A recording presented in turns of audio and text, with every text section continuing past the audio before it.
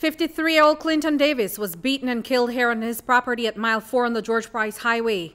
On Friday afternoon, Davis's decomposing body was found near this tree. His head was bashed in and a piece of stick was stuck down his throat. It is believed that sometime on Tuesday night, the killers lay-waited Davis when he was walking along this road heading to his house. Obviously, he actually make it home, but he didn't make it at the back of our home here by the seafront.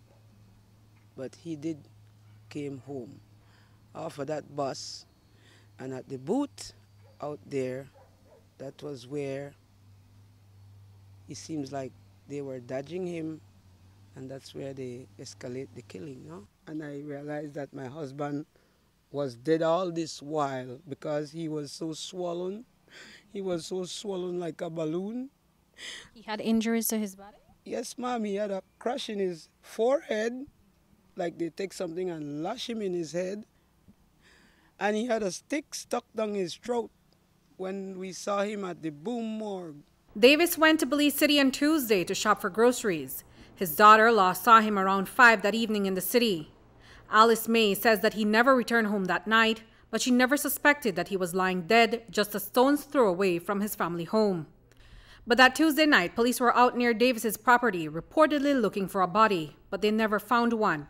It wasn't until 3 days later a body was found, and it was Davis's. On say Tuesday night, on the same Tuesday night after 8 or 9 o'clock, right? And they say it's not here, it's not at this location, nobody is around here, right? So they all went and they left.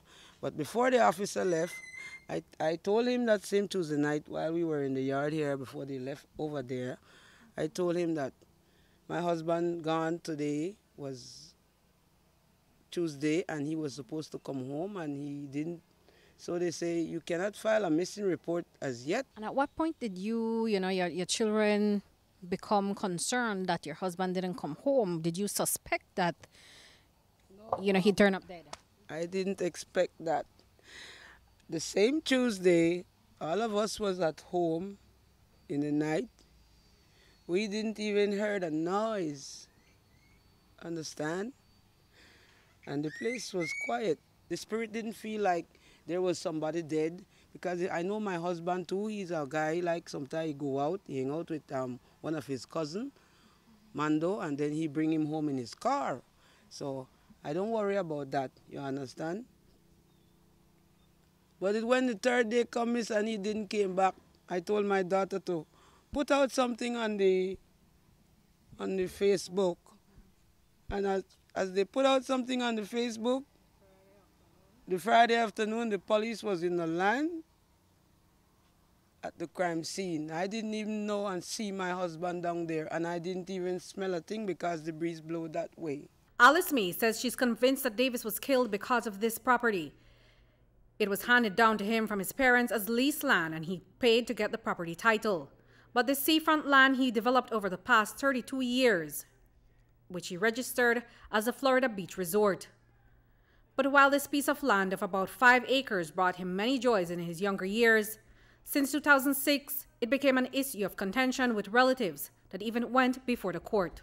We start this house while we were living in a smaller house at the back of the land, right behind these two.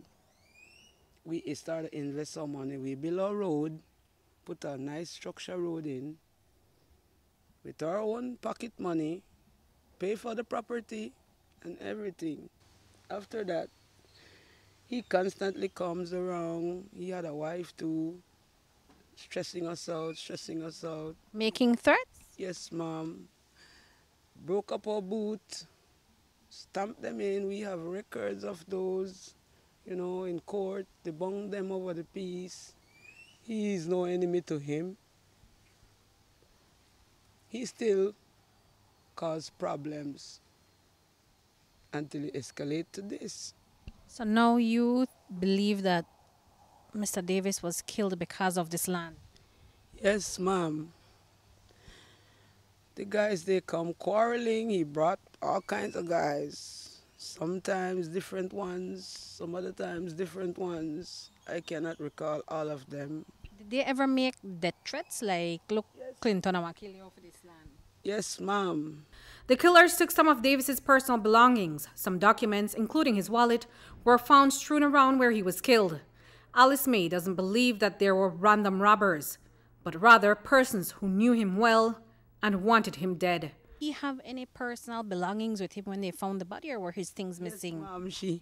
He had a red and black bag. He had all his wallet, his phone.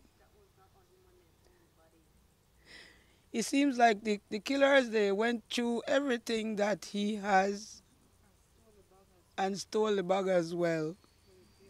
With So the his documents. the land documents you're talking? Yes, ma'am. What about his money? Documents. I didn't even get the groceries that he had gone to purchase. So those were gone from there as well? Those was gone as well. I know you have the angle of the land dispute. Have you ruled out maybe it's someone who robbed your husband? Just, another criminal around who robbed your husband? No, ma'am. I don't think there is anybody that will hurt my husband. My husband is a good man. Reporting for News 5, I'm Andrea Polanco.